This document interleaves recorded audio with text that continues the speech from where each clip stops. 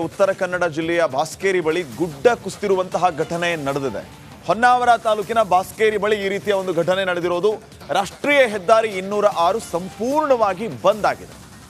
ಗುಡ್ಡ ಕುಸಿತದಿಂದಾಗಿ ರಸ್ತೆಗೆ ಬಂಡೆಕಲ್ಲು ಬಿದ್ದು ಸಂಚಾರ ಕಟ್ ಆಗಿದೆ. ಕಾರವಾರ ಬೆಂಗಳೂರು ತೆರಳುವಂತವರಿಗೆ ಭಾರಿ ತೊಂದರೆ ಆಗ್ತಾ ಇರೋದು. ಹೊನ್ನಾವರ ತಾಲೂಕಿನ ಬಾಸ್ಕೇರಿ ಬಳಿ ಗುಡ್ಡ ಕುಸಿತದಿಂದಾಗಿ ರಸ್ತೆ ಸಂಪರ್ಕ ಕಟ್ ಆಗಿದೆ.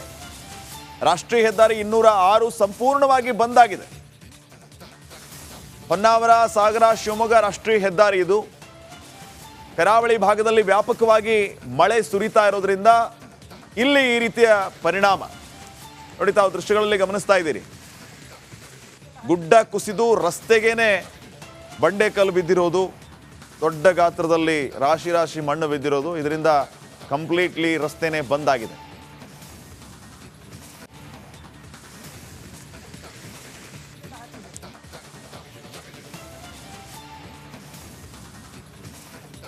ಕೊಡಗು ಜಿಲ್ಲೆಯಲ್ಲಿ ಮಳೆ ಮುಂದುವರೆದಿದೆ. ಪವಿತ್ರ ಕ್ಷೇತ್ರ ಭಾಗಮಂಡಲದ ತ್ರಿವೇಣಿ ಸಂಗಮ ಭರ್ತಿಯಾಗಿದೆ.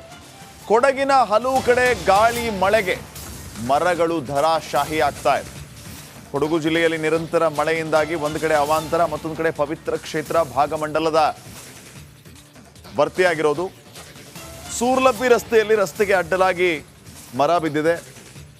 ಬಹುತೇಕ ಮರಗಳು ಧರಾಶಾಹಿಯಾಗಿ ರಸ್ತೆಗಳೇ ಬಂದಾಗಿದೆ. ತ್ರಿವೇಣಿ ಸಂಗಮ ಭಾಗಮಂಡಲದ ತ್ರಿವೇಣಿ ಸಂಗಮ ಭರ್ತಿಯಾಗಿದೆ. ಇನ್ನು ನಿರಂತರ ಮಳೆಯಿಂದಾಗಿ ಅವಾಂತರಗಳು ಕೂಡ ಅದೇ ರೀತಿ ಮುಂದುವರಿತಾ ಇದೆ. ನೋಡಿ, ತಾವು ಗಮನಿಸ್ತಾ ಇದ್ದೀರಿ ದೃಶ್ಯಗಳಲ್ಲಿ ಮಳೆಯಿಂದಾಗಿ ಎಲ್ಲೆಲ್ಲಿ ಯಾವ ರೀತಿಯ ಸಮಸ್ಯೆ ಆಗಿದೆ ಅಂತ ಹೇಳಿ.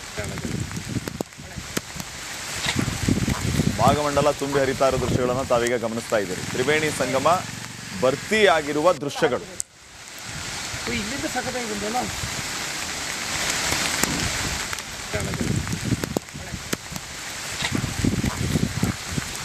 ಭಾಗಮಂಡಲ ತ್ರಿವೇಣಿ ಸಂಗಮ ಭರ್ತಿಯಾಗಿರೋದು ಒಂದು ಕಡೆ ಆದರೆ, ಮತ್ತೆಲ್ಲ ಕಡೆ ಅಂದರೆ ಬಹುತೇಕ ಕೊಡಗು ಜಿಲ್ಲೆಯಲ್ಲಿ ಈ ರೀತಿ ಗುಡುಗು ಸಹಿತ ಭಾರಿ ಮಳೆಯಿಂದಾಗಿ, ಭಾರಿ ಗಾಳಿಯಿಂದಾಗಿ ಮರಗಳು ಧರಾಶಾಹಿಯಾಗಿ ರಸ್ತೆಗೆ ಆ ಮರಗಳು ಬಿದ್ದು ರಸ್ತೆ ಸಂಪರ್ಕವೂ ಕೂಡ ಕಟ್ಟಾಗಿದೆ.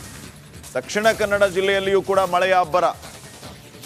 ದಕ್ಷಿಣ ಕನ್ನಡ ಜಿಲ್ಲೆಯಲ್ಲಿ ರೆಡ್ ಅಲರ್ಟ್ ನಾಳೆ. ವಿಪರೀತ ಮಳೆಯಿಂದಾಗಿ ಈ ರೀತಿ ಸಮಸ್ಯೆ. ನಾಳೆ ದಕ್ಷಿಣ ಕನ್ನಡ ಜಿಲ್ಲೆಯಲ್ಲಿ ಶಾಲೆಗಳಿಗೆ ರಜೆಯನ್ನ ಘೋಷಿಸಲಾಗಿದೆ. ದಕ್ಷಿಣ ಕನ್ನಡ ಜಿಲ್ಲಾಧಿಕಾರಿ ಮುಳೈ ಮುಗಿಲನ್ ಆದೇಶವನ್ನು ಹೊರಡಿಸಿದ್ದಾರೆ. ಇದರ ಜೊತೆಗೆ ಮೀನುಗಾರರು ಮೀನುಗಾರಿಕೆಗೆ ತೆರಳಬಾರದು ಅಂತಾನೂ ಕೂಡ ಸೂಚನೆಯನ್ನ ಕೊಟ್ಟಿದ್ದಾರೆ. ದಕ್ಷಿಣ ಕನ್ನಡ ಜಿಲ್ಲೆಯಲ್ಲಿ ನಾಳೆ ರೆಡ್ ಅಲರ್ಟ್. ನಾಳೆ ಶಾಲೆಗಳಿಗೆ ರಜೆ. ವಿಪರೀತ ಮಳೆಯಿಂದಾಗಿ ಇಷ್ಟೆಲ್ಲ ಸಮಸ್ಯೆಗಳಾಗ್ತಾ ಇದೆ. ದಯವಿಟ್ಟು ಮೀನುಗಾರರು ಮೀನುಗಾರಿಕೆ ಮಾಡದಂತೆ, ಸಮುದ್ರಕ್ಕೆ ಇಳಿಯದಂತೆ ಸೂಚನೆಯನ್ನು ಕೊಡಲಾಗಿದೆ. ಶಾಲೆಗಳಿಗೆ ರಜೆಯನ್ನು ನೀಡಲಾಗಿದೆ. ಜಿಲ್ಲಾಧಿಕಾರಿಗಳು ಈಗಾಗಲೇ ಈ ಆದೇಶವನ್ನು ಹೊರಡಿಸಿದ್ದಾರೆ. ನಾಳೆ ರೆಡ್ ಅಲರ್ಟ್ ಅನೌನ್ಸ್ ಮಾಡಲಾಗಿದೆ ದಕ್ಷಿಣ ಕನ್ನಡ ಜಿಲ್ಲೆಯಲ್ಲಿ.